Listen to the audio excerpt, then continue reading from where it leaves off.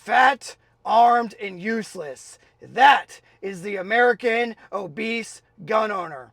Never before in my adult life have I seen the widespread acceptance and normalization of substandard physical fitness, mediocrity in terms of tactics training and rifle marksmanship, and most importantly overall, the acceptance and adoption and with open arms of morbid obesity of individuals in the Second Amendment or preparedness and tactics space. Guys will use terms of copium such as, well, you're just going to get killed with a thermal. You're just going to get killed by drone warfare. Why do I need to train myself in physical fitness? Guys and FUDs of this nature that are morbidly obese will sit behind their thermals and their Knight's Armament rifles and say things like, God created man, but Sam Colt made them equal. Let me tell you something very clearly right now as a wake-up call to you watching this and every single member of the community that I built here and the almighty Combat Llama Herd. If you are 20 years old, 30 years old, 40 years old, or in your mid-50s and lower, and you are morbidly obese, and you are not taking direct steps right now to change that, you are not accepted in this community. If you're in your 60s, 70s, and 80s, and you're working on your physical fitness, you have a pre-existing injury, and you're fighting it day in, day out, and you're doing better than the young guys watching this that are morbidly obese and not taking care of themselves, do better. Welcome to the community. I'm going to say it right now. First and foremost, so everyone can understand very clearly, you have one life to live. And if you are morbidly obese or obese in any nature with a body fat percentage of 25%, 26% and above, if you're at 30% body fat right now and you're watching this, you are a liability to me, you're a liability to my family, you're a liability to my community, and you're a liability to this country. You are not accepted in this community unless you're taking drastic measures, following a plan, tracking your caloric intake, doing an actual diet plan and physical fitness regimen to get better. I am sick and tired of individuals in the gun community or preparedness community or tactics community furthering the narrative that being fat in any way is acceptable. So I'm going to point it out here right now.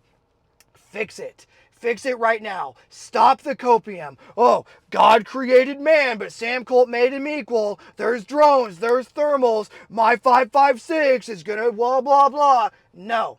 Stop the madness right now. And it's not just individuals watching this. Most, I would say 70% of content creators are morbidly obese.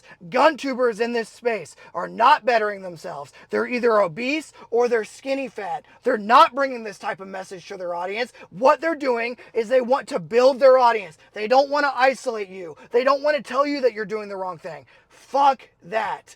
Do better. If you don't have a regimen, push, pull legs. Very simple. You do push, that's chest and triceps. The next day, you do back and biceps. The next day, you do legs. You take a rest day and you repeat. You get up off the couch, you go outside, and you walk 4 to 6 miles every single day. There's your regimen. Track your protein. 1 gram of protein per pound of body fat every single day. You can stop with the freaking fast food. Stop with the drinking beer and do something about your situation. Because what I see in the comments right now is military-aged American males that are 20 years old, 30 years old, and 40 years old and into the mid-50s that are accepting mediocrity, substandard performance, and making excuses as, oh, I have kids so I can't stay in shape. Maybe put down the fork and open up social media. The broad, vast majority of social media can tell you how not to be fat. So,